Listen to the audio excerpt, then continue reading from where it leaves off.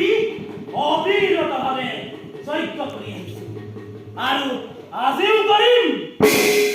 তাতো যদি নাৰায়ণ সন্তুষ্ট নহয়, ইন্দ্ৰ আদি দেৱতাগণক ধৰি আমি বলি দিম আৰু মোৰ সাধনাৰ বাবে প্ৰয়োজন হ'লে ব্ৰহ্মা আৰু শিৱকো জ্বলন্ত অগ্নিত নিক্ষেপ কৰিম।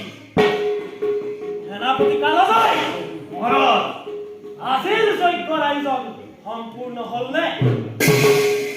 আজিৰ যজ্ঞৰ বাবে কিমানজন ব্ৰহ্মৰ্ষি আৰু দেৱৰ্ষি ধৰি অনা হ'ল?